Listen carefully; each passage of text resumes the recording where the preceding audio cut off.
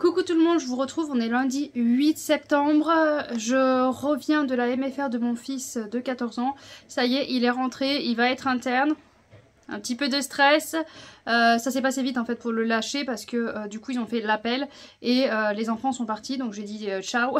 Il m'a répondu tout simplement, c'est juste dit ciao. Et après les enfants partaient dans la classe et nous on partait en réunion parents-professeurs. Donc ça s'est assez vite fait, la réunion n'était pas tout à fait finie quand je suis partie parce qu'il y avait une petite pause à 10h40 et je suis allée amener des papiers et je dis bon j'y vais parce que quand même je suis venue avec mon papa et mon papa attendait dans la voiture en fait.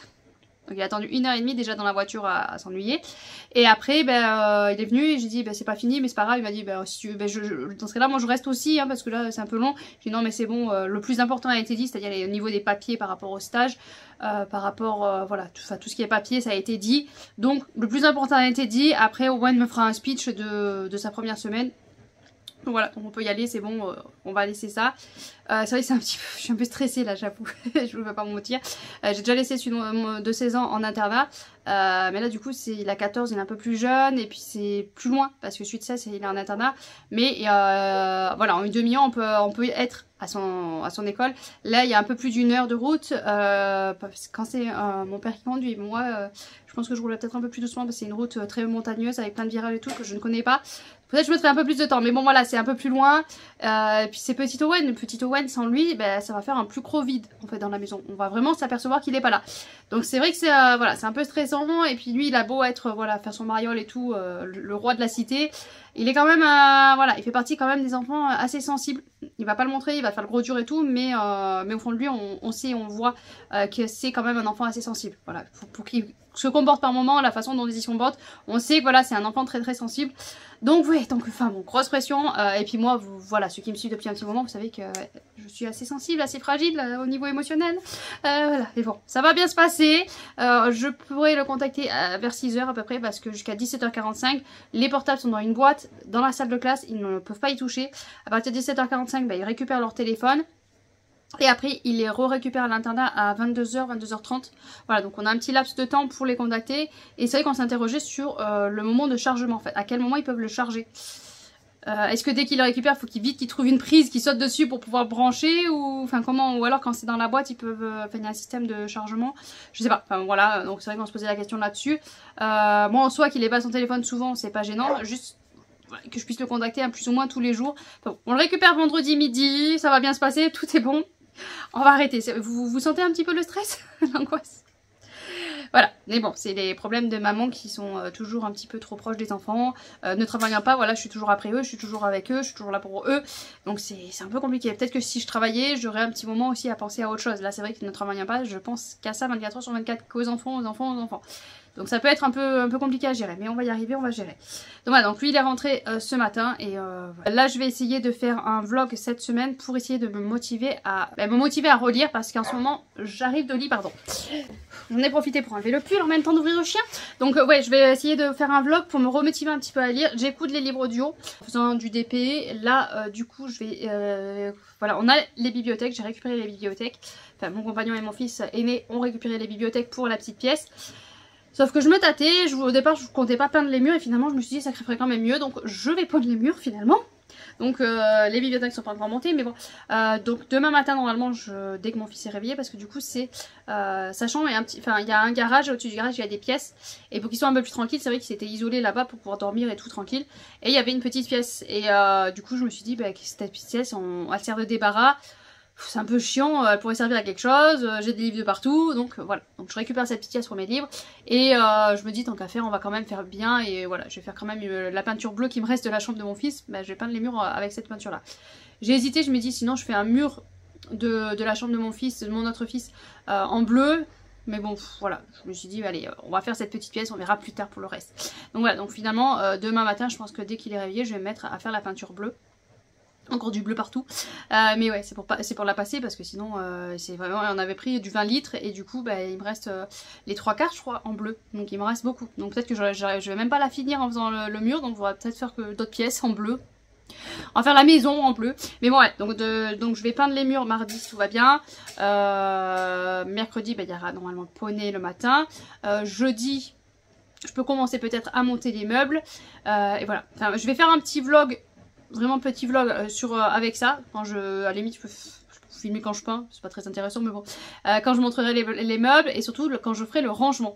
Parce que vous voyez les livres là, tous. Alors, là, j'essaie de viser, c'est compliqué. Les livres là, tous ceux qui sont un peu en bazar là, c'est ceux qui vont monter là-haut, c'est ceux que j'ai déjà lus. Tant qu'à faire, vaut mieux que je garde ceux que j'ai pas lus sous le nez. Donc ceux que j'ai déjà lus vont monter, enfin bon, je vous dis monter, mais parce qu'il y a, voilà, il y a des escaliers, hein, c'est en hauteur. Donc ils vont monter dans la petite pièce.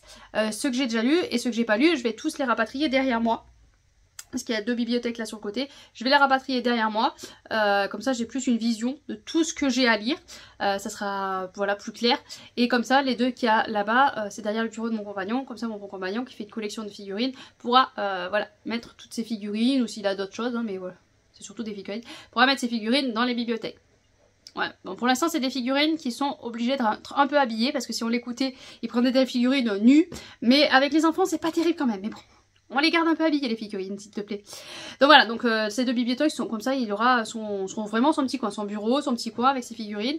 Et moi j'aurai voilà ma pile à lire vraiment visible qu'à un seul endroit. Parce que c'est vrai que je jongle quand je fais des piles à lire, je jongle d'un côté, d'un autre, c'est pas très voilà, c'est pas très pratique. Et puis je vais enfin pouvoir ranger. Parce que j'attendais d'avoir ces bibliothèques, cette petite pièce prête pour ranger tout ce bazar. Donc vous voyez ça commence vraiment, vous voyez, hop, comme ça. Enfin, voilà, donc c'est vraiment une catastrophe, c'est empilé comme ça. Je me dis de toute façon je vais avoir les bibliothèques, je vais pouvoir ranger. Et du coup voilà, depuis quelques mois c'est posé comme ça, même pas je cherche à réfléchir de ranger, non je le pose, je me dis ça va se ranger plus tard. On en a profité pour acheter des meubles aussi, quitte à aller à Ikea acheter des meubles pour la petite pièce. On a acheté aussi des meubles pour ranger les habits de mes fils parce qu'ils avaient un meuble qui n'avait pas de porte. Si vous avez des enfants, vous imaginez, voilà, les habits finissaient toujours par terre, voilà, parce qu'ils mettent plow, comme il n'y a pas de porte, et ben plow, ça retombe par terre. Donc on a pris des meubles, j'ai regardé un peu, je trouvais pas quelque chose qui me convenait, et après j'ai vu les Billy, en fait, qu'on pouvait mettre des portes aux Billy. Donc en fait j'ai pris des Billy et des portes. Donc ils ont une grande Billy comme ça, avec 2 portes, et une plus petite Billy avec une porte. Comme ça, c'est mieux rangé. Forcément, il n'y a pas trop de profondeur, donc on est obligé d'avoir un petit pliage quand même avec le t-shirt. Mais bon, même s'ils mettent en boule comme ça, tu fermes la porte, ça devrait rester dans le placard. Et voilà, c'était vraiment logique d'avoir des portes au placard pour que les habits ne tombent pas tout seuls. Vous voyez, parce qu'ils tombaient tout seuls. Eux, ils rangeaient dans le placard correctement, hein. Moi je plie, eux ils rangeaient, et bizarrement, le lendemain, les habits étaient tombés tout seuls. Donc il y a un petit lutin qui doit passer par là, donc s'il y a des portes, ils peuvent plus tomber tout seuls. Donc ouais, donc on en a profité pour acheter les placards et je trouve que ça fait plus joli en plus, c'est blanc, donc ça éclaircit un peu la pièce et ouais ça fait joli vraiment. Et du coup j'ai regardé mon compagnon, je dis ah ça ferait bien dans notre chambre, nous à la place du gros meuble, on a des gros meubles anciens, ils sont très beaux, hein. C'est mon oncle qui les avait fait parce qu'il il travaillait le bois, ils sont très beaux mais ils sont bien imposants, ils prennent beaucoup de place. Et j'ai dit en plus avec moins de profondeur, parce que entre le lit et le meuble il n'y a pas beaucoup de passage et il y aurait moins de profondeur, on aurait un peu plus de place pour passer. Mais le problème c'est qu'il m'a regardé de travers parce que en fait le gros hic c'est que lui il a beaucoup d'habits. Moi je prends deux étagères et pas beaucoup de place, lui il prend tout le reste du gros meuble. Donc forcément il y a un problème, il y aura un manque de place alors que c'est quand même, voilà, il y a quand même de la place mais bon. Enfin bon voilà, donc un gros changement au niveau de meubles de la chambre, ça je l'ai vite monté, voilà, comme s'ils pouvaient vite ranger leurs habits. Ils en ont profité pour faire un gros tri et j'ai une grosse pile d'habits qui ne voulaient plus. Et quand j'ai regardé, j'ai dit non mais vous foutez de moi, il y a des habits que j'ai achetés il y a un mois, ils sont neufs. Alors mon fils de 11 il m'a dit ouais mais c'est trop grand. Je fais bah, c'est pas grave, c'est trop grand, tu mets de côté, tu mets en haut, il y avait encore de la place en haut donc tu mets en haut, on réserve. Mais l'autre c'est parce qu'en fait c'est pas de la marque, c'est pas ça convient pas. Je fais je ne peux pas me permettre de t'acheter des joggings à 80 € tous les jours. Voilà, là c'est sûr que c'est des habits, je sais faut pas, mais c'est des habits Temu. Le jogging il m'est revenu à même pas 10 €. Une fois pendant les soldes on est allé à Intersport où on a acheté un jogging qui a coûté 80 €. Je lui ai dit c'est exceptionnel ton jogging à 80 €, je peux pas t'acheter que des joggings à ce prix là. Donc bon il a réfléchi, je crois qu'ils ont récupéré quand même, enfin du coup il a récupéré quelques habits qui comptait jeter. Mais bon voilà, non mais c'est enfin si je l'écoute en fait j'achète que des trucs de marque et non c'est pas possible en fait. Surtout moi je suis pas quelqu'un qui est très habillé donc ça m'agace un petit peu de voir ça. Il faut s'habiller je veux bien mais quand t'es adulte que tu grandis pas encore ça passe. Mais quand t'es un ado qui grandit, bon après ça peut passer à son petit frère mais c'est surtout que c'est des joggings et des joggings. La dernière fois j'en ai acheté un, il l'a mis une fois, il a déchiré au niveau du genou. Donc un jogging à 10 €, ça fait mal, mais pas trop. Un jogging à 80 € que tu déchires et que tu... en une fois, ça fait piquer. Donc voilà, donc c'est... à la limite, ils feraient attention, ils abîmeraient pas. Ce seraient des habits qu'ils garderaient, voilà, pendant des années, ok. Mais un habit qu'autant tu gardes qu'un mois... voilà quoi, ça passe moins bien. Enfin bon, passons, mais c'est vrai que moi, niveau habit, ben, vous voyez, je suis toujours... Ceux qui me suivent, je sais pas si vous avez fait attention. Moi, c'est pas un truc, je fais attention. Mais je suis toujours habillée plus ou moins pareil parce que j'ai 5 t-shirts, j'ai 2 pulls et encore, il y a des pulls là qui sont abîmés, donc j'ai sacrifié. Donc je crois qu'il me reste justement plus que 2 pulls maintenant. Donc là, à la limite, je vais commencer peut-être à m'inquiéter et à m'acheter des habits pour cet hiver. J'ai 4 pantalons, enfin voilà, j'ai pas non plus 50 000 habits. C'est vrai que là, pour l'hiver, je commence à m'inquiéter parce que 2 pulls, mais c'est des pulls légers. Le plus chaud que j'ai, là, c'est celui-là là, que je viens d'enlever. Donc, la dernière fois, j'ai piqué un pull à mon fils, mais j'en avais plus. Donc bon, voilà. Mais je vais aller acheter des trucs sur, voilà, sur celui qu'il faut pas. Temu, je suis désolée. De toute façon, si j'achète sur Amazon, ça viendra de Chine. Si j'achète sur la Halle, ça viendra de Chine. Tout viendra du même endroit. Donc voilà, je préfère payer pas cher et que ça vienne du même endroit de toute façon. Je sais que c'est pas bien, mais au moins j'aurai un pull pour cet hiver. Et je préfère mettre 25 € dans les livres. Voilà, je sais, c'est stupide, hein, mais bon, c'est comme ça. Bon, allez, on arrête de... Je sais pas pourquoi je suis partie, j'ai complètement viré à droite à gauche. Mais bon, tout ça pour dire que je voulais filmer un peu cette semaine pour me rebooster à la lecture. Malgré tout ce qu'il y a à faire, je veux lire, il faut que je lise pour avancer quand même un petit peu. Parce que sinon, ça va plus. Donc... il y a la machine évidemment, ben, on retrouve la sempiternelle machine à laver. Donc je vais vous montrer déjà le dernier livre que j'avais tiré au mois d'août. Parce que j'avais encore fait tirer un livre au mois d'août. Je vais vous le montrer et on en parle après.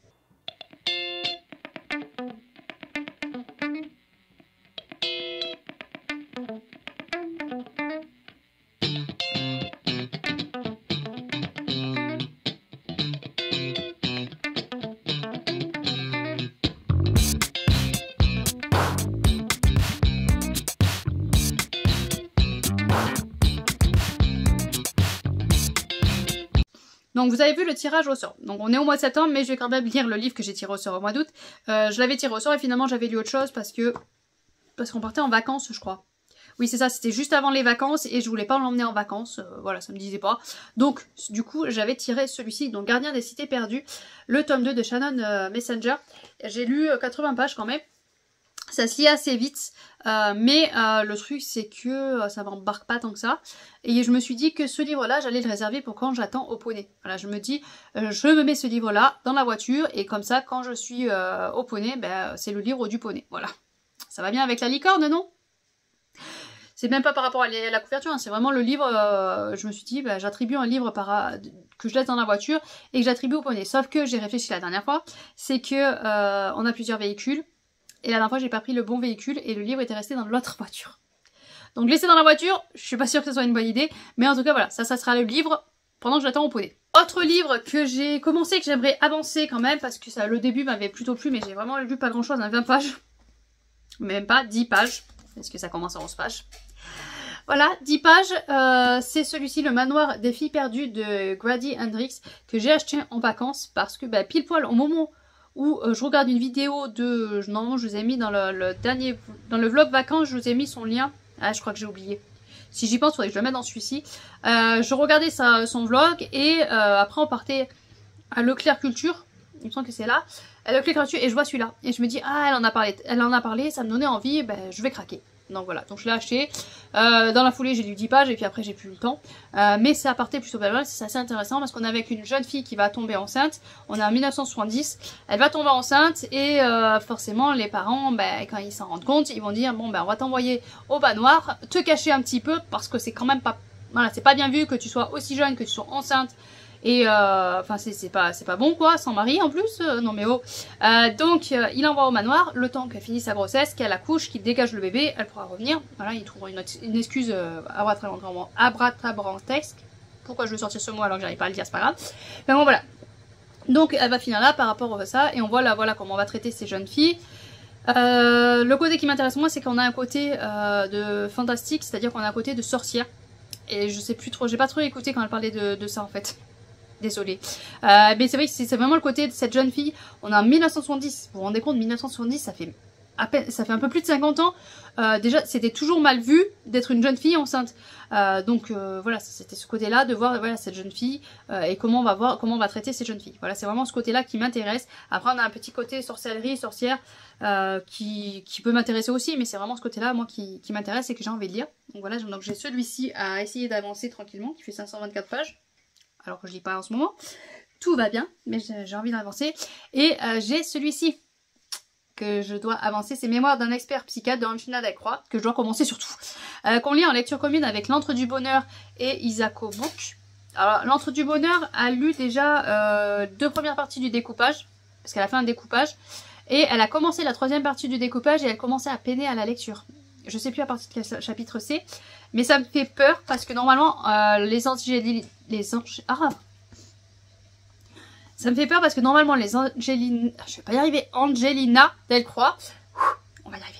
Les Angelina Delcroix, normalement, sont des livres qui sont très addictifs. Une fois qu'on a commencé, on le dévore, on n'a plus envie de s'arrêter. Enfin, moi, c'est ce qui... À chaque fois que j'ai pris un livre de cet auteur-là, à chaque fois, j'arrivais pas à suivre la lecture commune parce que je le dévorais, j'avais qu'une envie, c'est d'avancer.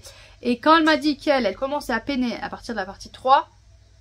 je me suis dit, aïe, ça sent pas bon parce que normalement, bah, c'est une auteure qui donne envie d'avancer, qui donne envie de tourner les pages et voilà, c'est compliqué de peiner.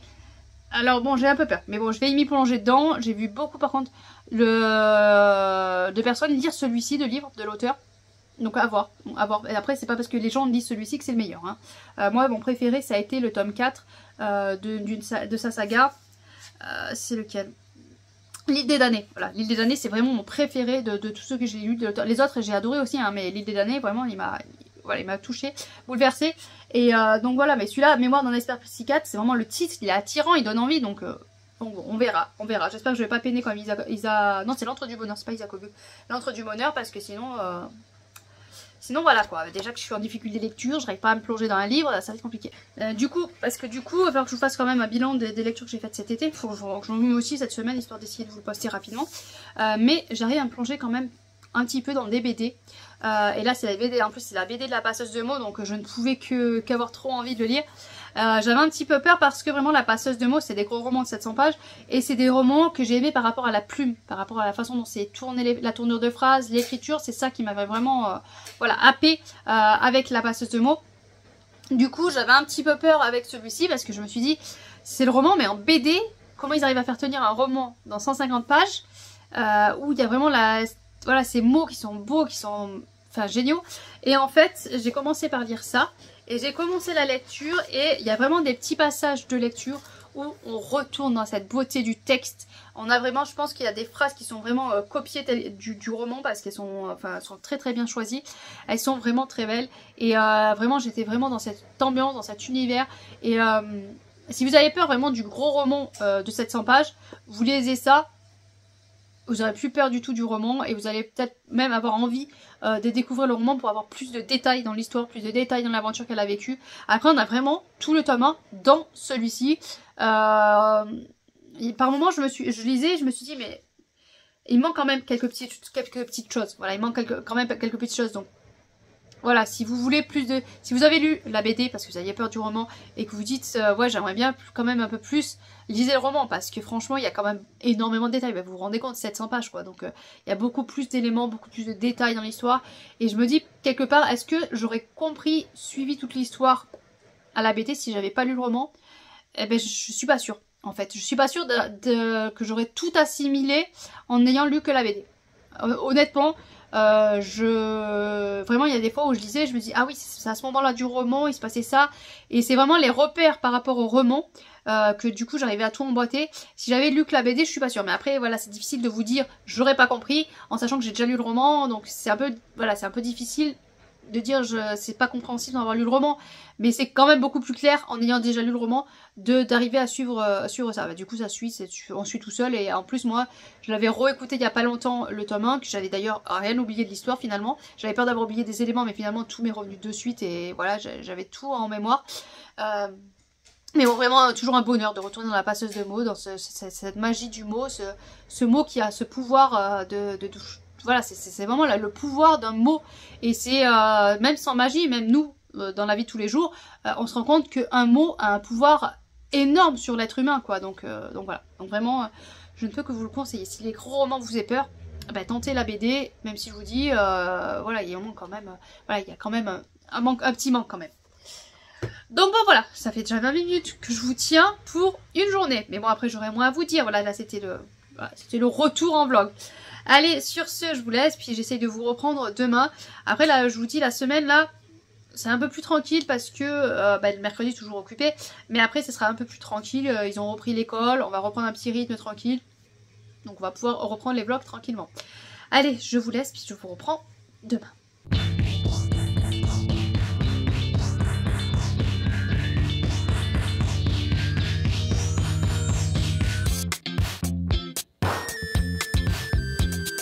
Coucou tout le monde, on se retrouve pour le vlog. Je vous avais dit que je vous reprenais mardi, j'avais plus le temps. Bah, finalement, au final, j'ai pas eu le temps du tout mardi.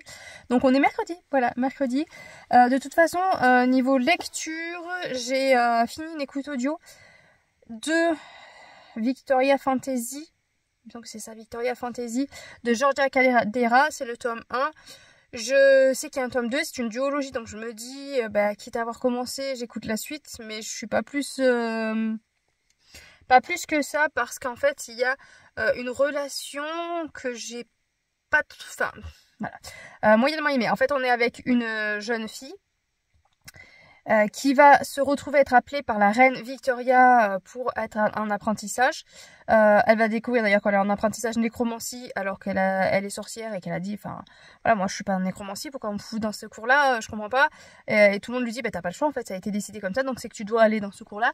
Mais c'est surtout une jeune fille qui a une particularité, c'est-à-dire que c'est une jeune fille qui a été enfermée depuis toujours. Elle a toujours été enfermée parce que elle a une maladie, elle a une peau très très blanche, les cheveux très clairs, enfin elle est très très claire. Et parce qu'en fait, si elle est au soleil, exposée au soleil, son corps ne le supporte pas, elle va être brûlée, ou enfin voilà. Donc son corps ne supporte pas le soleil. Donc en fait, depuis toute petite, elle est enfermée, elle voit que c'est 4 murs, quoi, donc c'est assez compliqué. Et donc elle va débarquer là-bas pour prendre ses cours. Elle sait pas trop ce qui se passe, elle sait pas trop, voilà, qu'est-ce qui se passe. Et du coup, elle sait pas comment se comporter avec les autres, étant donné qu'elle a été toujours enfermée. Donc elle est très... voilà, elle sort des choses qu'elle ne devrait pas sortir et elle fait des choses qu'elle ne devrait pas. Dès le premier jour, de toute façon c'est dans les premières, voilà, vraiment tout au début, elle va coucher avec un homme. Alors on est censé rester pure et vierge, voilà, jusqu'au mariage. Donc dès la première fois qu'elle arrive là-bas, elle va faire la boulette. Elle va coucher avec un homme. Alors elle s'est sentie le devoir de le sauver parce que voilà, il était à 2 doigts de se suicider et sa solution ça a été de coucher avec lui pour le sauver. Voilà, déjà d'entrée, dès les premières pages et les premières lignes, ok, d'accord. Ta solution pour sauver quelqu'un qui est au bord du suicide, faut coucher avec. Je suis pas sûre de suivre quelqu'un, si quelqu'un est au bord du suicide, je suis pas sûre de le sauver finalement. Mais bon, de toute façon, non voilà, donc dès les premiers instants, elle couche avec. Elle a jamais rien connu d'autre autour, juste dans ses livres, quoi. Elle a connu la vie dans ses livres parce qu'elle a toujours été enfermée. Donc voilà. Déjà, j'ai eu un problème. Et puis, elle va commencer, voilà, ses cours, elle va commencer à découvrir ce qui se passe, voilà, tout plein d'éléments. Il y a plein de créatures, enfin, de choses autour. Ce qui m'a vraiment perturbée, donc, ça va être la relation avec cette personne avec qui elle a couché, qui est très, très dérangeante, très déplacée. Cette relation, vraiment, moi, je ne pouvais pas adhérer, c'était très, très, très, très déplacé. C'est un peu comme la Guilde des Ombres, voilà, la relation qu'il y a, m'a dérangé énormément. Même si, par moment, on a un questionnement justement là-dessus. Là, à aucun moment, il y a un questionnement sur le comportement du personnage masculin. À aucun moment, elle s'interroge, elle se dit non mais là, ça va pas. Par moment, voilà, elle va lancer un peu des pics et tout ça, mais à aucun moment, on démontre vraiment... Enfin, moi, j'ai pas trouvé qu'on démontrait exactement que le comportement était incorrect. Donc ça m'a vraiment beaucoup gênée parce qu'il est très directif, il est très donneur d'ordre, très faut faire ça, enfin c'est surtout le côté donneur d'ordre qui m'a énormément dérangée. Donc, donc déjà j'avais un problème avec cette relation là. Après tout l'univers, tout ce qu'il y a autour est intéressant, tout le côté magique est intéressant, le côté un peu politique aussi derrière, on le voit pas trop, mais et là, et un peu là, et semble très intéressant aussi. Mais c'est vraiment, voilà, vu qu'on est très ciblé sur la romance, sur cette relation, du coup, ça m'a énormément posé problème et énormément dérangé. Donc, Voilà, donc ça c'est le gros point nord de l'histoire. Sinon c'était plutôt pas mal et je l'écoutais en audio, donc je l'écoutais jusqu'à la fin. Et je me dis en audio, voilà, le tome 2 pourrait passer parce que justement je l'écoute, donc ça va. Mais je me dis que le tome 1 peut se suffire à lui-même. Voilà, vu comme ça finit, on peut dire ça finit comme ça et on n'en parle plus. Donc il y a des chances que je n'écoute pas la suite. Voilà, je me tâte encore, je vais voir. Mais je pense que je vais m'arrêter avec ce tome 1, ça me suffira amplement. Sinon là, vu que je suis au poney, je vais lire un petit peu des Gardiens de Cité Perdue. J'ai pris quand même celui-ci au cas où, mais vous voyez, j'ai pas plus envie de ça d'y retourner. J'ai lu que 50 pages et d'habitude les Angela Delcroix, dès les premières pages, on est embarqué, on a envie d'y retourner. Là, j'ai pas eu cette sensation encore. Donc voilà, je rejoins pour l'instant l'Antre du Bonheur et Isaac O'Book qui disait qu'il n'y avait pas cette envie de tourner les pages comme avec les autres tomes. Et ben finalement, voilà, l'ayant commencé, je les rejoins parce que habituellement c'est le genre de livre que j'ai très envie de retourner et que je veux absolument retourner. Hier, j'y suis pas allée dedans et aujourd'hui, je vais essayer de voir si j'ai le temps d'y aller. Mais voilà, j'ai pas une grande hâte d'y retourner pour l'instant. Voilà, on est avec un psychiatre qui va analyser des personnes qui pour aller en prison avant que le jugement passe. Voilà, à chaque fois il voit les psychiatres et lui voilà, il analyse ces personnes et voilà, là on a un petit peu son histoire. Là il écrit, enfin il est en relation avec une écrivaine qui va écrire l'histoire, son histoire à lui, voilà, ce qu'il a vécu pendant ses années de travail. Et du coup on revient un petit peu voilà avec certaines histoires et il est en pleine interrogation, il doit aller voir il doit aller juger une personne qui va passer en jugement. Non, il doit aller psychanalyser une personne qui doit passer en jugement plutôt. Ça lui fait remonter des souvenirs je crois que c'est son premier, enfin je sais pas, un qu'il a suivi et qui s'en va un petit peu parce qu'il pense avoir fait une erreur par rapport à son jugement psychologique de cette personne. Donc là il s'interroge sur le fait de comment il va rendre son rapport sur cette nouvelle personne qu'il analyse. Donc ça peut être intéressant. Pour l'instant, je suis juste pas embarquée. Voilà. Ça semble, c'est plutôt intéressant pour l'instant. Ça a l'air intéressant, à voir comment ça va faire si on va approfondir un petit peu. Moi, c'est pas le côté gore forcément que je veux voir, c'est le côté psychologique. Je suis plus tentée de voir le côté psychologique des personnes.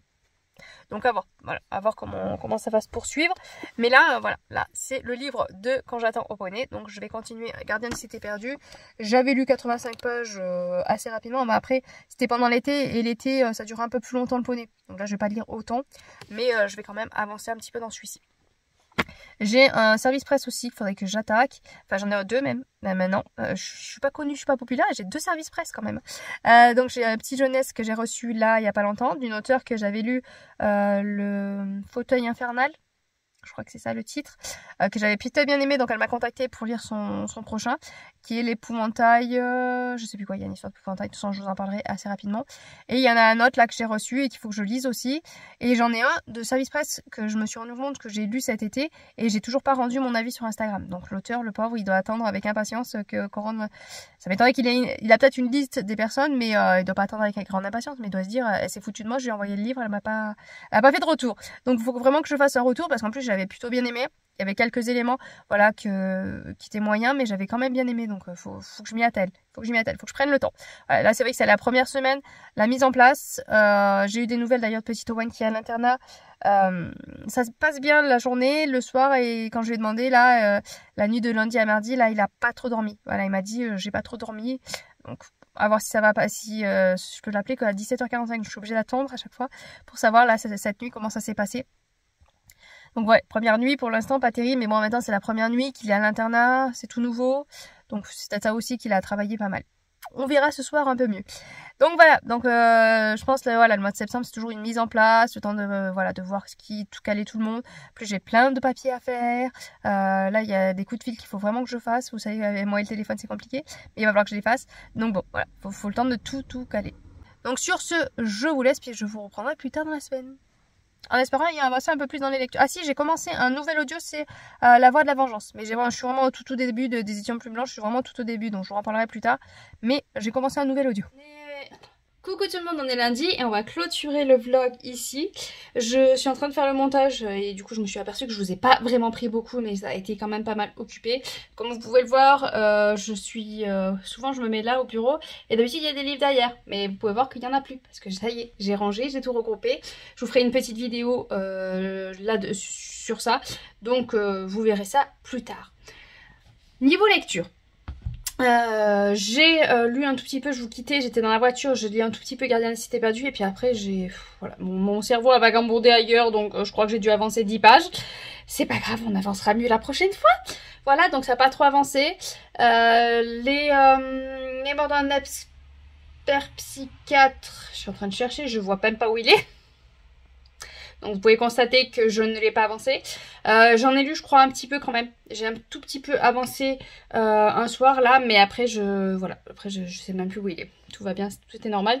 J'ai quand même pas mal été occupée du coup avec le déménagement, les bibliothèques à installer, les déménagements et tout, ça a été quand même pas mal occupé.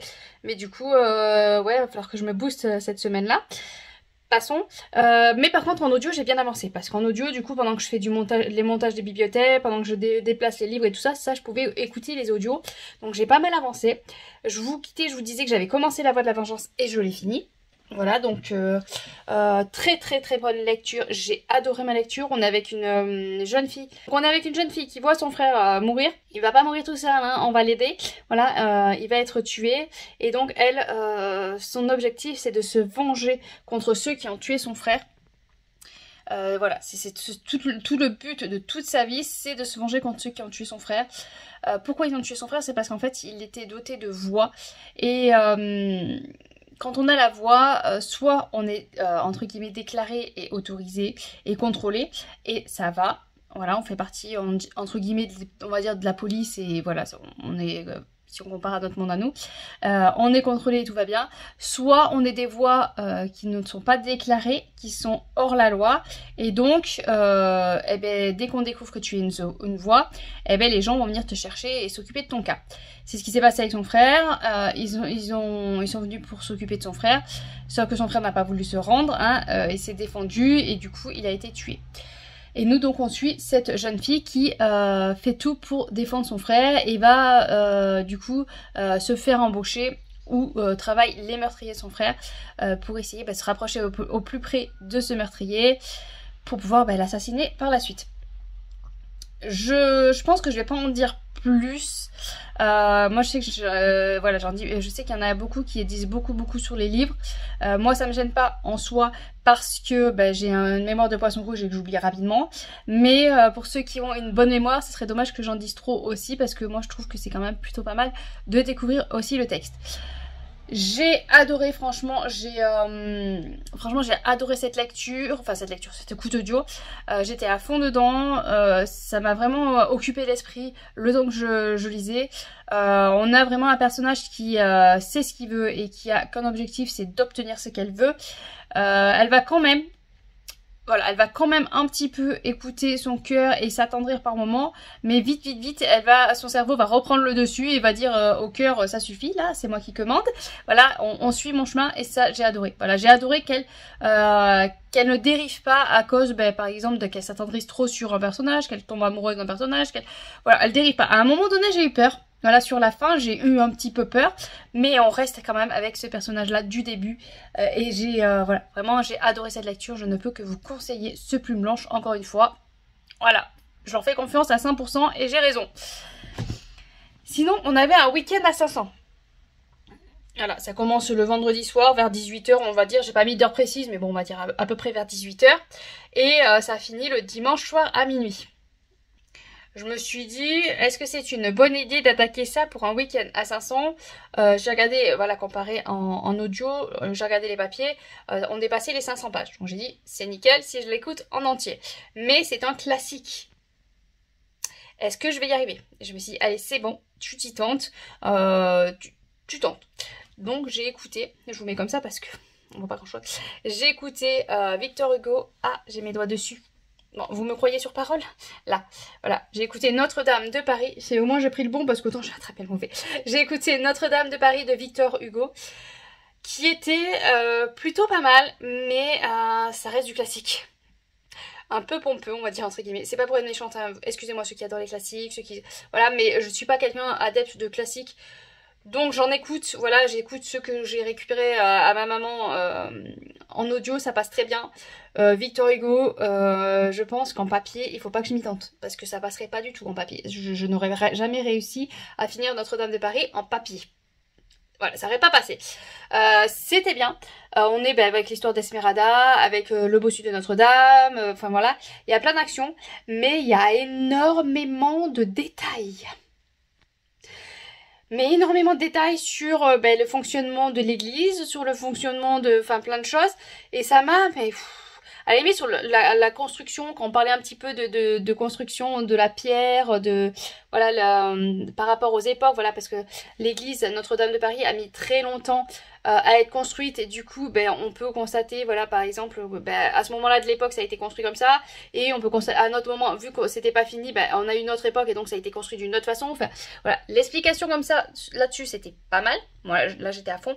Mais par contre, quand on commence à nous parler de diocèse et des machins et des trucs, j'ai décroché un petit peu.